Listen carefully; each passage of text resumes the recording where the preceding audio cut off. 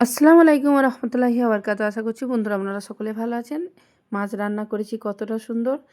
দেখে নেন আমি কী দিয়ে মাছটা রান্না করেছি। তো আমি সবজি নিয়ে নিয়েছি কিছু। এখানে কলা নিয়েছি, ধনের পাতা নিয়েছি। তো কলা দিয়ে আলু দিয়ে রান্না করব। তো এখানে মাছটা নিয়ে নিচ্ছি। এখানে সিলভার মাছ নিয়েছি। এখানে 1 কিলো 400 মাছ ছিল এটা।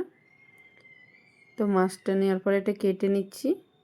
তো কেটে নেওয়া হয়ে গেছে। তো এখানে আমি কলার আলু বানিয়ে নিচ্ছি।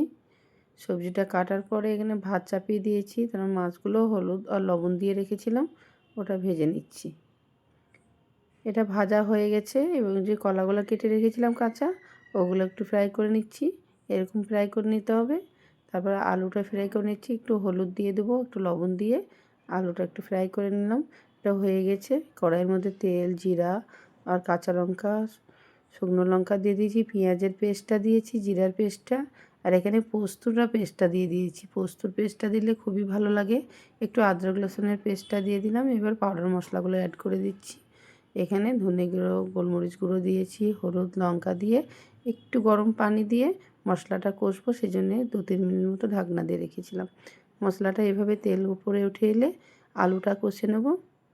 মশলার সঙ্গে ভালো করে মাখিয়ে নিলাম। এটা মাখানো হয়ে গেলে পরে এরপরে আমি কলাটা দিয়ে দেব।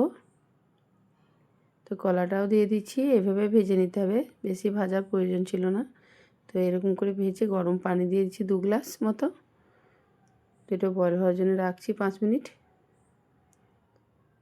এটা অনেকটা বয়েল হয়ে এসছে। কাঁচা লঙ্কা দিয়ে দিয়েছি উপর থেকে আরও কিছু। তারপর মাছটা দেওয়ার পরে ধনে কুচি দিয়েছি, আরও 2 মিনিট বয়েল করে নিচ্ছি।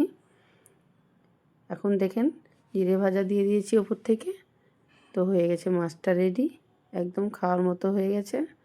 তো এবার আমি নিয়ে নিচ্ছি, এখানে আলু নিয়েছি, এটা কাঁচকলা নিয়ে নিয়েছি, তারপর এক পিস মাছ নিয়ে এটা আমি দুপুরে লাঞ্চ করছি। দেখুন মাছটা কত ভালো হয়েছে, আর কিচ্ছু তরকারির প্রয়োজন নেই, এটা দিয়েই খেয়ে নিতে পারবেন। আলুটাও এত সুন্দর হয়েছে, মাছটাও খুবই সুস্বাদু লাগছে খেতে, অসাধারণ। এভাবে আমার ভিডিও যদি আপনাদের ভালো লেগে থাকে তাহলে লাইক, কমেন্ট, শেয়ার করে দিবেন, ফলো করে দিবেন। আপনারা বাসায় অবশ্যই বানাবেন, একবার হলে বানিয়ে দেখবেন। ভালো থাকবেন। আল্লাহ হাফিজ।